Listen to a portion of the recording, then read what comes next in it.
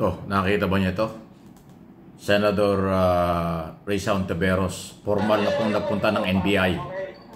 Nasa NBI na po at nagharap na po ng reklamo, humiling ng tulong sa investigasyon tungkol po dyan sa kay Michael o alias Rene, testigong bumabaligtad. At lahat po ng mga nasa sa likod nito ay mananagot. Abay, matindi ha. Lahat daw nasa likod, kasama mga vlogger. Kinangalanan si Jason sa Banat Bay at kung sino-sino.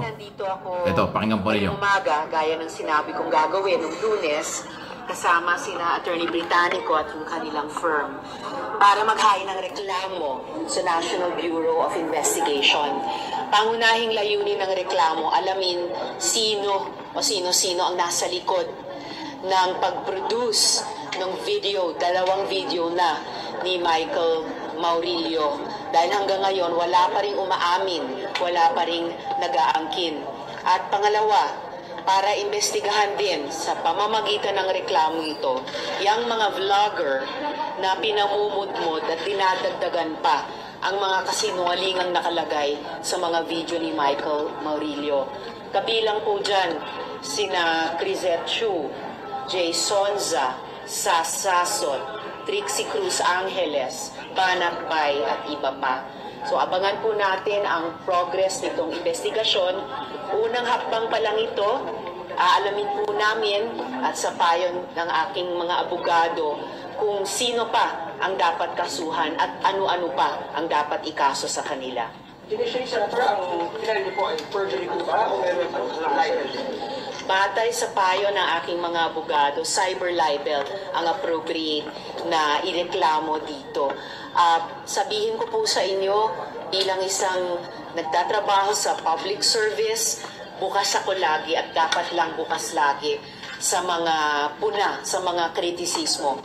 Pero hindi ako papayag sa ganitong mga pagsisinungaling, mga mapapanganib na pagsisinungaling, lalo na ang tinarget ay hindi lang ako. Ang tinarget ay ang mga witnesses, ang tinarget pati mga staff ko, tinarget ang Senado mismo. Senator, ilan lang ireklamo niyo? Sir? Ilan po ireklamo? So far, 100. Pero batay nga sa mapag-aalaman ng NBI sa kanilang investigasyon, maaring dumami pa po yun at maaring dumami pa dagdag sa cyber libel ang iaakusa ko sa kanila. Yung inyo po mga pinagkita pangalan, Senator, sila po kasama po sa kaso? Kasama na po sila dito sa reklamong inihain namin ngayong umaga. Magpupost ba tayo send ng inquiry on them? Diba parang profilation of fake news na naman to? Nasimulan na yan ni Senator Kiko Pangilinan nung nakaraang 18th Congress pa. At bukas naman sa kabubukas na 20th Congress na ulit o patuloy itong investigahan. Pero ngayong umaga, dito po kami ng firm ni na Attorney Britannico nakatutok sa reklamo sa NBI.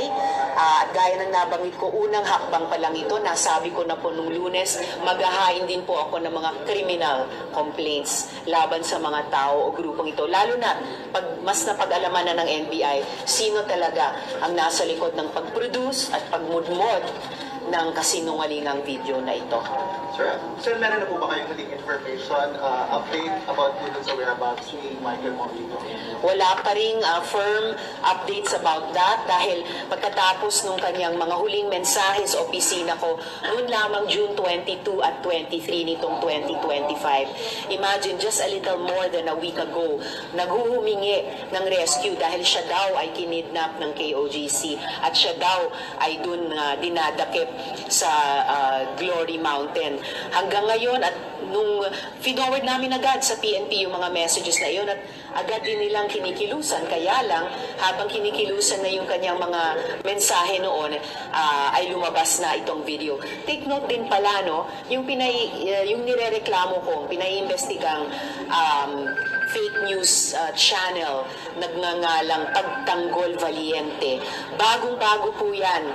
Binuo lamang nung June 24, the day after nung mga huling mensahe ni Michael Maurilio. So, hiniling ko sa NBI ngayon alamin sino ba yung pagtanggol valiente na yan, sinong mga tao, sinong grupo, at dahil baka o malamang konektado yan dun sa cry for help nung earlier last month ni Michael Maurilio.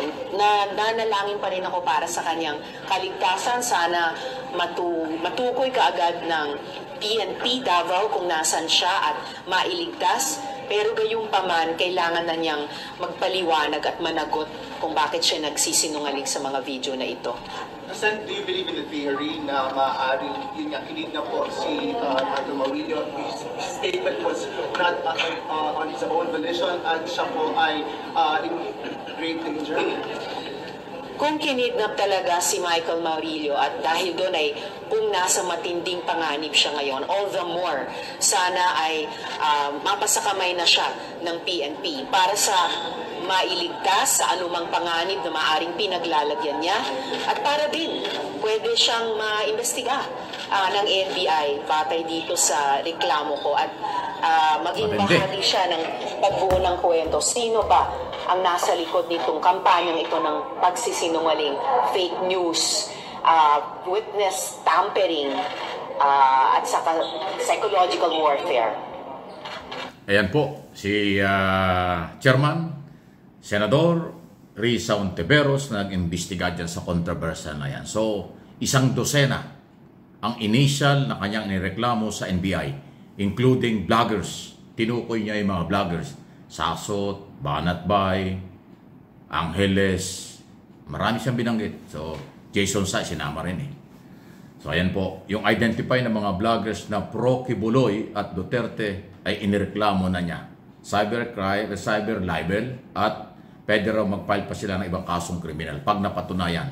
Base sa gagawing investigasyon ng NBI, yan po yung magiging basihan pa sa another case na pwedeng i-file ni Senador laban po sa mga taong nasa likod niya po ng paglabas at pagkakakidnap kay Rene, alias Rene or Michael, na testigo ng Senado doon sa mga expose laban kay Duterte at kay Buloy. Aba, lumaki ito.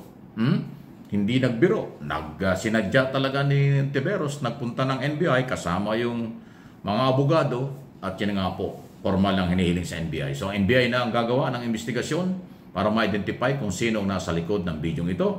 Ang pulis naman ang siyang gumagawa ng pag-rescue, lalo na po ang Region 11 ng Davao.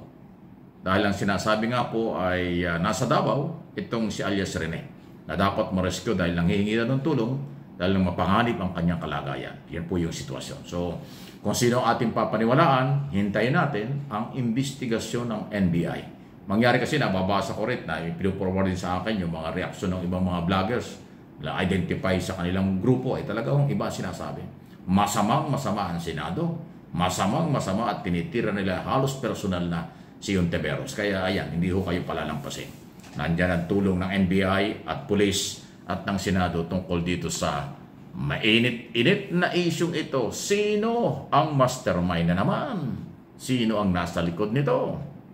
Mananagot daw po kayo. Please like and share ang ating mga video ito.